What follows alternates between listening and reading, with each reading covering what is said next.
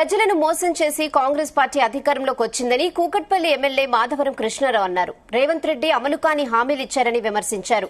కేసీఆర్ తీసుకొచ్చిన సంక్షేమ పథకాలు కేంద్ర ప్రభుత్వంతో పాటు ఇతర రాష్ట్రాలకు ఆదర్శంగా నిలిచాయని అన్నారు. ఇప్పటికైనా కాంగ్రెస్ ప్రభుత్వం ఇస్తానన్న హామీలను వెంటనే అమలు చేయాలని డిమాండ్ చేశారు.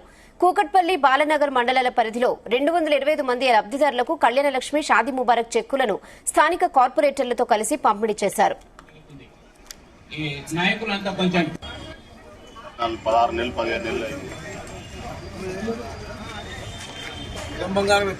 షాద్ ముబారక్ కుకట్పల్లి కాన్స్టిట్యూన్స్ లో 220 ఈ రోజున బాలనగర్ మండలంలో గానీ కుకట్పల్లి మండలంలో గానీ ఇవ్వడం జరుగుతూ ఉంది. ఇప్పటికే 50% ఇచ్చాం. ఇది కేసీఆర్ గారు చేసినటువంటి గొప్ప ఆలోచన. దేశంలో కూడా ఎక్కడ చేయనటువంటి గొప్ప ఆలోచన. ఆ రోజున నిరుపేద బిడ్డలకు పెళ్లిళ్ళు చేసుకుంటే 51,000 వేయాలన్నటువంటి ఆలోచన చేశారు.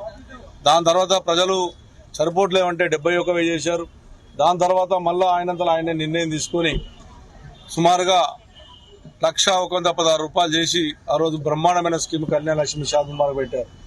అటువంటి స్కీము ఇక్కడ దేశంలో కాంగ్రెస్ పరిపాలించిన రాష్ట్రంలో గానీ బీజేపీ పరిపాలించిన రాష్ట్రంలో ఎక్కడ కూడా లేవు. మరి ఈ కాంగ్రెస్ ప్రభుత్వం గతంలో ఎలక్షన్ల దగ్గరికి వచ్చినప్పుడు మేము కేసీఆర్ ప్రభుత్వం 1,00,000 రూపాయలు ఇస్తుంది, మేము 1,00,000 కాదు ఇంకా అదనంగా తులం బంగారం ఇస్తామని చెప్పి వాళ్ళు మోసం మాటలు చెప్పి ప్రజలను తప్పుదో పట్టించి అధికారులు వచ్చారు. మరి ఈ రోజు వరకు కూడా వాళ్ళ కనీసం బంగారం 16 నెలలు 18 నెలలు అవుతుంది. ఈ రోజు వరకు బంగారం ఇవ్వట్లేదు. నేను డిమాండ్ చేస్తా ఉన్నాం ప్రభుత్వాన్ని, మీరు ఇచ్చిన ఆరో స్కీమ్ లో ఇప్పుడు ఇదే మండల ఆఫీస్ కు మీరు బంగారం ఇస్తున్నారని పోస్టర్లు అతికేశారు. ఇప్పటికీ కూడా ఇవ్వలేరు.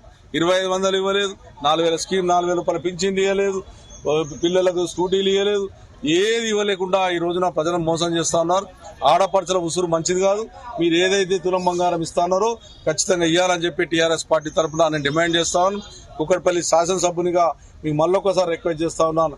ఎట్టి పరిస్థితుల్లో మీ ప్రజలకు ఇచ్చిన హామీలు 420 హామీలు ఏవైతే మీరు చెప్పారో అన్ని హామీలు నెరవేర్చాలి. లేకపోతే మాత్రం ఖచ్చితంగా ప్రజల పక్షాన నుండి పోరాడతామని చెప్పి సందర్భంగా తెలియజేస్తాం.